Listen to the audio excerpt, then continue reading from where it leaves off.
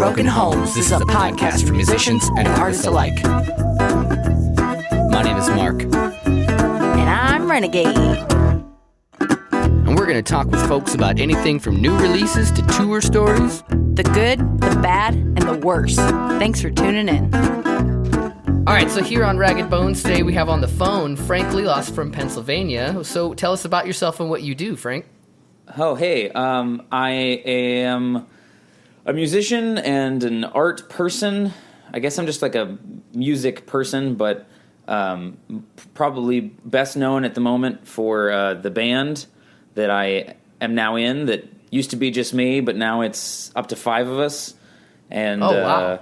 Yeah, we just make a bunch of noise. I tell people when they ask what we sound like that we are a shitty, angry Mumford & Sons. So we were just actually listening to you guys right before we called. Yeah, I didn't realize it was 5 people. Dang. Yeah, we've it started out with just me on guitar, and then added my very good friend Mark on bass. Actually, he kind of added himself, which is a fun story, but that's for another time. Added Mark on bass, and then my brother came in, and he originally just laid down some stuff for a recording, but then he started practicing with us, and he plays tenor saxophone and the harmonica and the tambourine.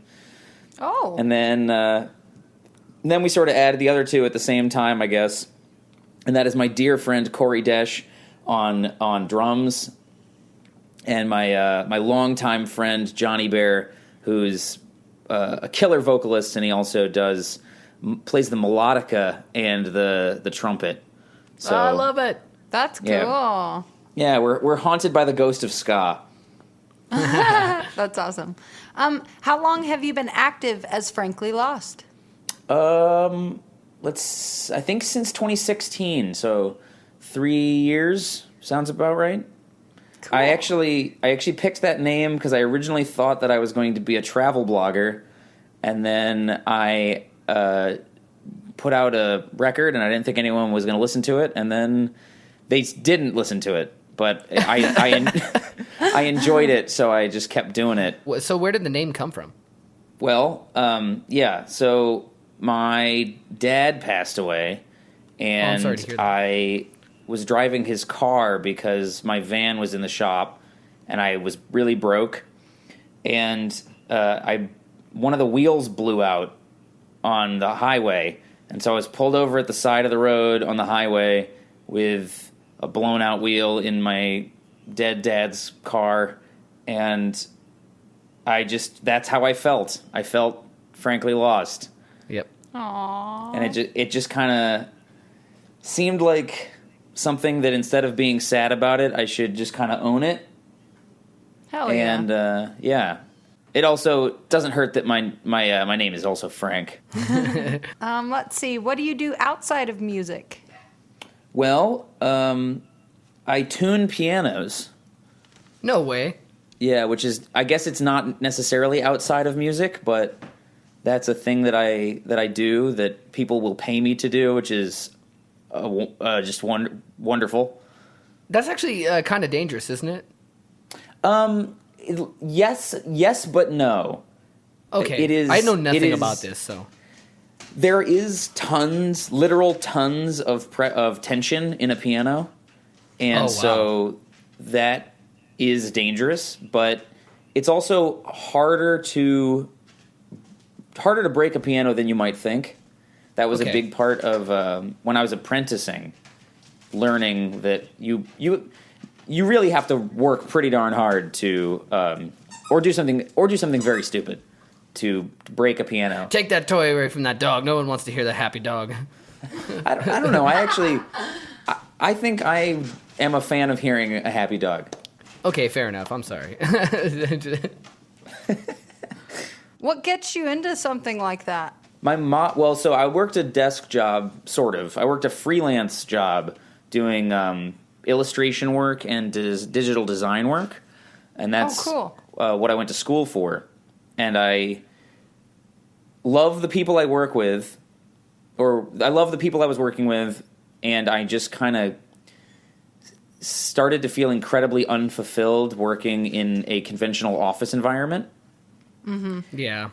And I think that's probably pretty relatable to both of you. Probably also relatable to, I would assume, mostly anyone listening to this. But Yeah. I got pretty fed up with that, and I needed to make a change. And my mom happens to be friends with a piano tuner. Now, he is not the one I apprenticed under. I apprenticed under the guy that apprenticed under him. Oh. But it's just something that's always seemed very interesting to me.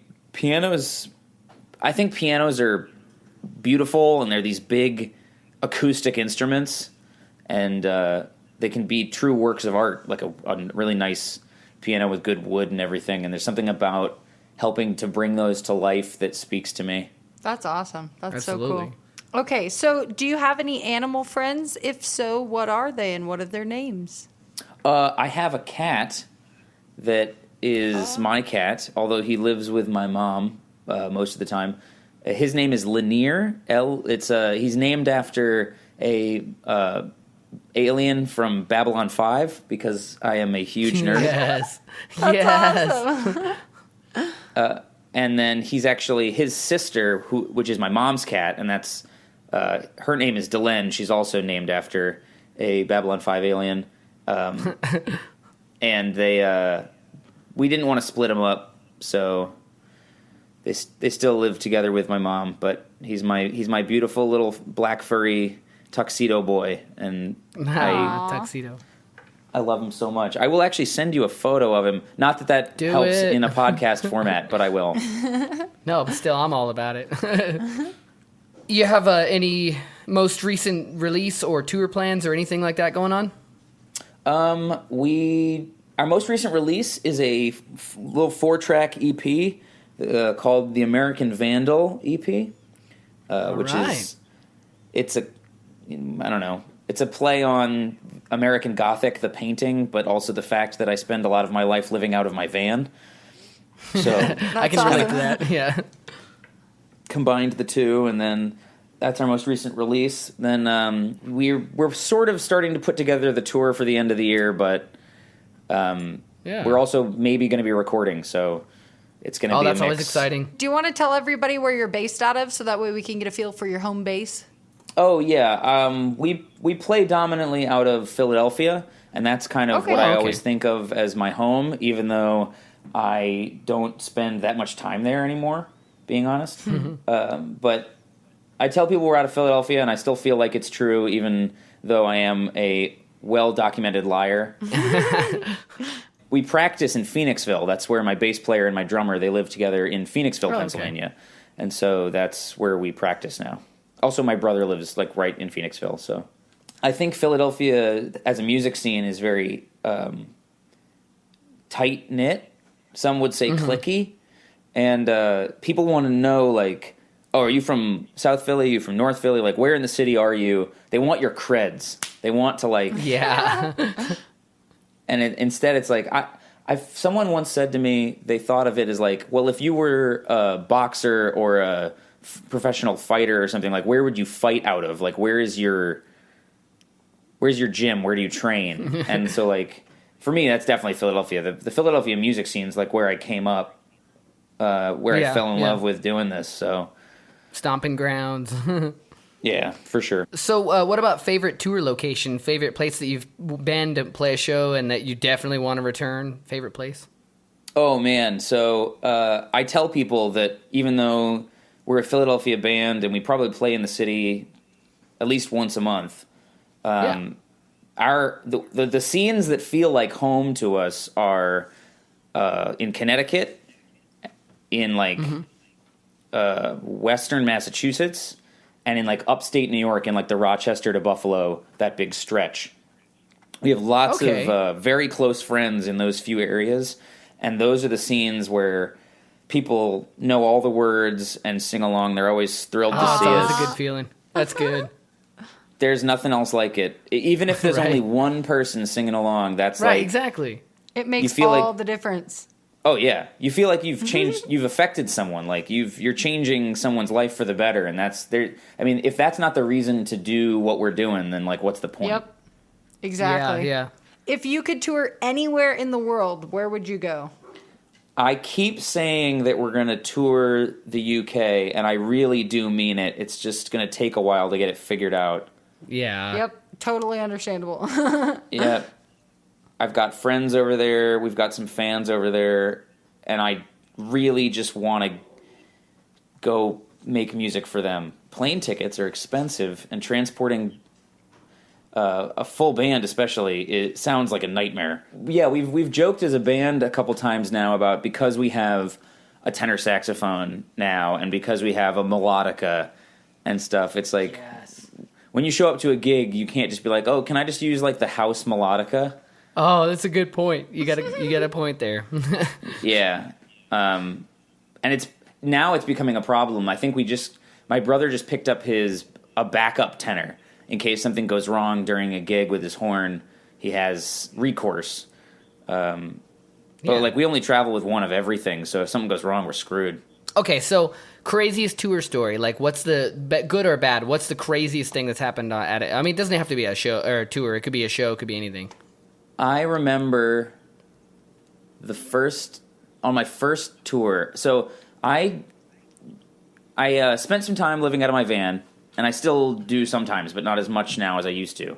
But for a while, for the better part of the first 2 years that I was using the name Frankly Lost, I was living out of my van.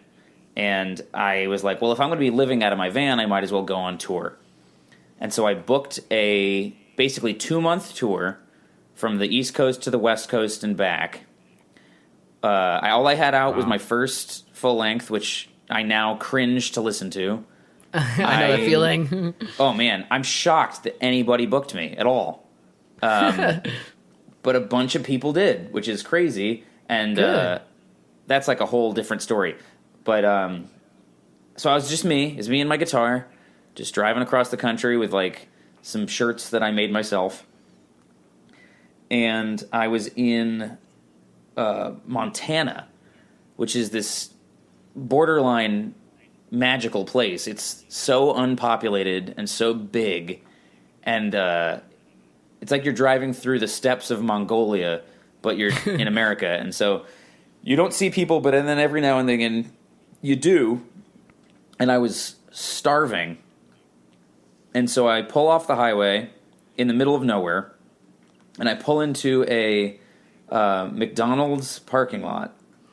And there was another van there. And sitting around that van were like 6 crust punks. You're like, I fit in here? All right. I was just so excited to see people that I could relate to in the middle of like this no man's land that I just like got really excited. And I remember I gave them my Apes of the State CD. Yes. Yeah. And I That's so awesome. I was just like, I gotta go, but you should listen to this. I didn't even give them my CD.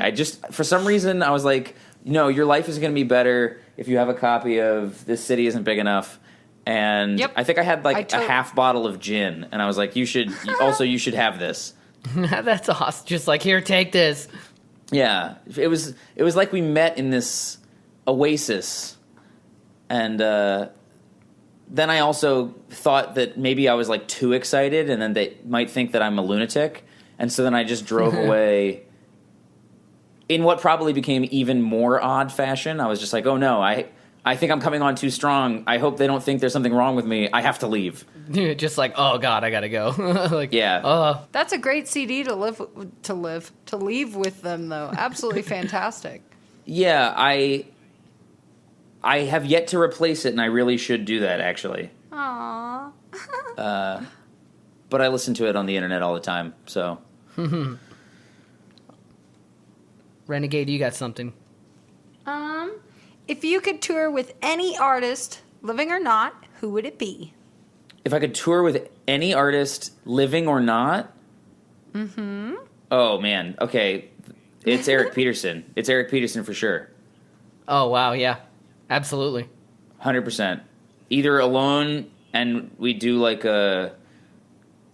just the two of us thing, or my band and Mischief Brew. It'd probably be all of Frankly Lost and all of Mischief Brew. Right. Yeah. And that would maybe be like the greatest few weeks of my life, and then I would just hang up my spurs and call it a day. Right. Yep. Up. Mission accomplished. Yep. Okay. So if you could time travel, when would you go? If I could time travel, when would I go? I think I would go to just before the Prohibition era. Maybe to like New Orleans or Atlantic City. Something with a lot of jazz. Somewhere with a lot of jazz. Yeah. And that's probably what I would do. Okay, so in your band, what would happen if everybody switched instruments? Like, would you have like practically the same sound, a whole new band, or would it just be a complete wreck? Or well, I'm very lucky in that most of the band can sing pretty well, but especially my brother and Johnny Bear can both sing probably better than I can. So and Johnny Bear can play guitar. So if Johnny Bear switches to vocals and guitar, I might be able to fake my way through bass. And I think Mark could probably at least be passable on drums. He's done some drum recording before. He's nowhere near as good as Corey on drums, but that's okay. And then my brother on melodica, and I think that would be a lot worse. But I think if we tried to switch places, I mean, like if the current line, if it's just me and Ren, because we play as a 2-piece a lot and stuff like that. But if it was just the two of us, like if we'd have to like switch harmonies, and then she'd play a guitar and I'd play her banjo. I would fail miserably. I can't play the guitar. I was about to say you. it wouldn't be that bad. Aw, you're way too nice. I don't know. It would be weird. You know what I mean? You'd be like, what is going on? This is totally different. We should try that sometime. I don't know. Right? Try that at practice and see what happens. If you had an extra toe on your body, it can go anywhere except for your feet. Where would you put it? Weird. Oh my. It's usable too. You can use it. It like wiggles and moves. stuff. Yeah. That might be one of the weirdest questions I've ever been asked. Yes. That was my question for sure. She definitely wrote that. I did not write that question, but I love it. Do I have to have an extra toe? Can I just say, no, I don't think I want one? I think that's acceptable. I mean, yeah, that's acceptable. You can't force somebody to have an extra toe. So. Yeah. Well, I mean, some people have an extra toe, and it's not their choice. But they can have it removed surgically. That's not Frank. If I could put it on my feet, I definitely would. Especially if it was like a thumb toe, like a monkey foot where you have like a hand shape. Oh, okay. Okay. So like coming out the side and the back. But that's a lot more useful than Yeah, I don't know. Like an extra pinky toe, that wouldn't do you any good except for give you a little extra balance, I guess. Maybe. You'd probably get more balance from it, yeah. What's the first thing you reach for in the morning? First thing that I reach for in the morning? Oh, it's a very lame answer, but it's my phone. You know, that's actually a common answer. I was like, I've heard some people say beer. Some people, mine's definitely my phone or coffee, but my phone probably. Mine's my glasses first, and then coffee, definitely. Coffee's not far behind, but well, it also I use my phone as my alarm. So if I had to turn my alarm off, now it's already in my hand. Okay, fair enough. Yeah. Okay, what's the dumbest thing that you've been arrested for? And it's totally okay if you haven't been arrested too. Oh yeah. So when I was 17, a friend of mine and I went for a long nature walk at night to go to a Wawa, which, if you're not familiar, it's a convenience store / gas station that is native to the East Coast and the greater Philadelphia area. But we went for a walk to a Wawa, and it took us a lot longer than either one of us expected it to take us. And so we got there, we picked up, I can't even remember what we were buying, not important. And then on our way back, there was a cop car, and they didn't see us. But it was late. It was like pretty darn late, and I didn't have a cell phone at this time, because I guess that age dates me, but whatever. I didn't have a phone, and so I was like, I think my parents might be worried.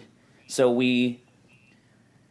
oh my God, I have changed so much as a person since this story in so many ways. But we approached the cop car and we're like, "Hi, officer, would you be willing to give us a ride to my house? Because I think my parents are probably wondering where we are." And that motherfucker arrested us on a curfew violation. Oh Are my you fucking gosh, serious? You were asking for help. Yep. What searched the us. So fuck? dumb. Yep, searched us, and they took us to the station, and my mom had to come collect me. It is hands down the dumbest thing. We've asked quite a few people that same question, and we've gotten some pretty fucking stupid stories, but, like, seriously, though, that is really fucking dumb. That is, like, the dumbest thing I've ever heard someone being arrested for. "Excuse me, officer, can you help me?" "No, you're going to jail, buddy." Like, what the fuck, man? Yeah. It was kind of astounding. I think that was the moment where I was like, "Oh, you're not on my side." Okay, so get ready for it. 30-second shout out to all your favorite bands. Go. 30-second shout out to all my favorite bands. Big love to Troll 2, Out of System Transfer, Janie Crash and the Tall Men, Captain Obvious, Cardboard Homestead, my boy Chuck Collins, Big Fang, Everybody That Loves You, Judgmental Swarm of Bees, Dr. Martino, I love Raw Dog Evans, Burnin' the Bastards. 10 seconds. 10 seconds. Ash, Dakota, Wolves Can't Dance, Sunchoke, Tiger Castle, Tough Guy 3, Soda, 2, Fuzzy Slippers. Killing it. This That's kills awesome. me. That was the best. That was I the think best that was one. the Yeah, I best think 30-second shout out that we've heard. You named the most bands, yeah. But most people are like, We're impressed. Snaps for you. Yes. Oh, son of a bitch, Apes of the State.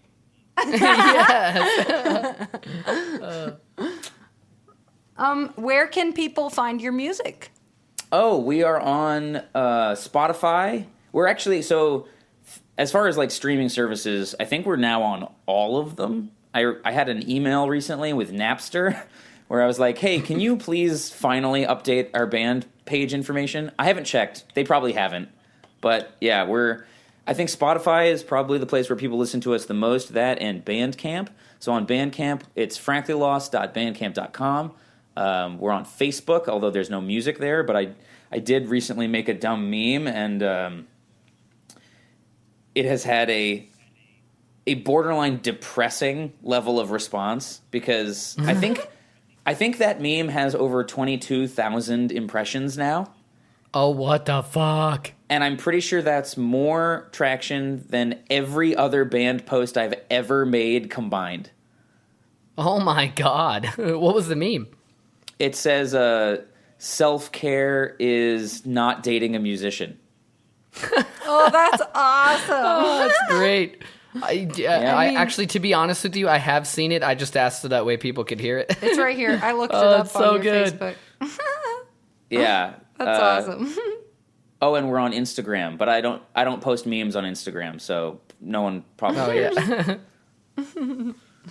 Okay, so what's the most important thing that you think people should hear right now?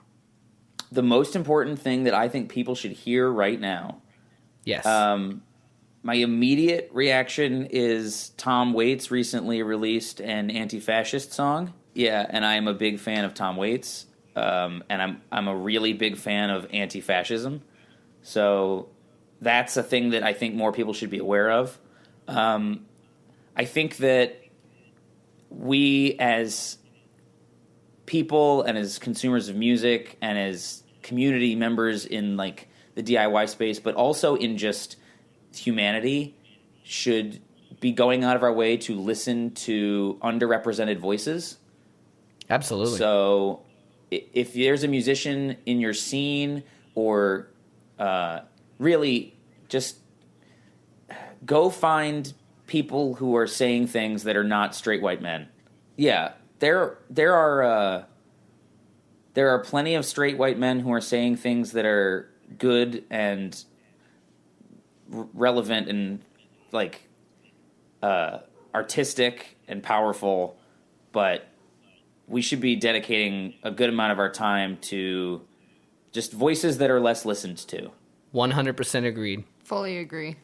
Okay, so at the end of the podcast, we're going to go ahead and play 2 of your songs. What 2 songs would you like us to play? I am constantly stunned by the fact that our most listened to song is Death Metal Band, which is a song that I wrote in like 10 minutes based on a joke. And it's like completely fluffy and vacant. And it is hands down our most listened to song, which just never ceases to amaze me. But because it's doing fine on its own, I would say not that. I would say I wrote a song that a lot of my friends really, really care about, and that's about a YouTube documentary, a short YouTube documentary I watched about a guy who does deathmatch wrestling as like, but not at like a pro level, at like a semi-pro at best. Mm-hmm. And the song is called The Deathmatch, and there's a lot to it for me. I'm proud of that song. Mm-hmm. And then probably the first song off the most recent EP, which is called The Mouse and I, and it's about a mouse that lived in the wall and ceiling of my mom's house when I was staying there, and it just kept peeing in the ceiling, and I couldn't find it until until I did, which is that's part of the song, so I'm not going to ruin that story, but yeah, that song. I also, because after, well, I guess I can't really tell this without spoiling it, but I ended up killing that mouse, which I have really never forgiven myself for, especially since after I did that, I then came to realize that, like, allegorically, I very much relate to that mouse. In that I'm like, I see myself as someone who's living in the walls and pissing wherever I want, and very happy to see other people really getting one over on people who don't want to share their food with other mice. We listened to that one earlier, and I really liked it. It was great. Yeah, absolutely. Yeah, right before we did the podcast. That was the first one I put on, actually. Oh, well, thank you for listening to it. Thank you for listening to it at all. I never cease to be both amazed and pleased when people listen to the music I wrote on purpose. You guys all heard it. Franly Lost on Ragged Bones podcast. We're gonna go ahead and play some of his tunes real quick. And yeah, thanks for doing this. I really appreciate it. You're very welcome. Thanks for having me. Hang a wall of highly collectible figures at the flea market. None of them share my name. Please, cash only. My taxes are a mess, and I can't get insurance, 'cause on the weekends I'm a bulldozer, a human death machine, light bulb glass in my forehead, a lovely crimson sheen as my blood paints the canvas, my squared circle knows no shame. I don't want to be famous, I want to share my strength through my pain. When I walk in Walmart, no one seems to mind. Don't call me a legend, just another dude trying to get by. Be as nice as possible, let the scars speak for themselves, and raise that bloody steel chair and remind them I'm the bulldozer, a human death machine.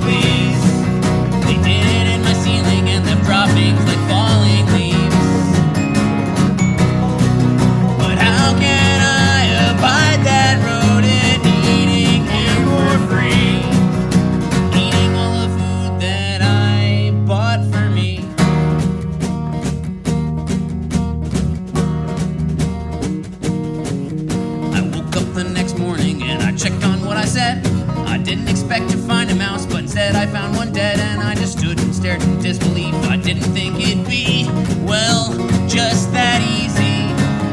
I thought about the times that I've eaten in life for free. I thought about the kindest folks, the ones that would feed me, and all the change I got from busking dirty pennies in the street, and realized that mouse is me. And yeah, it's me, that mouse is me, and I will piss wherever I may please. If you're leaving traps for me to bring me to my knees. Well, you've got the food inside and you've got the heat, so I will live inside your house's walls and piss wherever I please. And I won't be the only one, there's millions just like me. And we will not be pushed away, we won't accept defeat, because the cold kills more than you can, and the world is waking up. Millions of people are being kind and telling you to shut the fuck up. We'll burrow through your house's walls and curl up in the heat. And I will piss wherever I may please. And I will piss wherever I may please. It'll start with piss, but it'll bring you to your knees. I wish I could tell that mouse that I'm sorry. Thanks so much for tuning in. If you'd like to seek out or support any of the artists we've hosted today, we've attached links to this episode. We're pretty darn hardworking artists ourselves, so if you'd like to show us some love and support, you can find us through our music, Robbers Roost. Hey, check out our Patreon. It's probably the best way to support us. Also, check us out on social media because we plan to release these every Tuesday. Spill the beans, Ren. Search for Robbers Roost, podcast or band on any platform. We got merch, tour dates, and all the fun stuff. Ragged Bones from Broken Homes. This has been another episode with Mark. And Renegade. Stay tuned, folks. Is that a musician joke?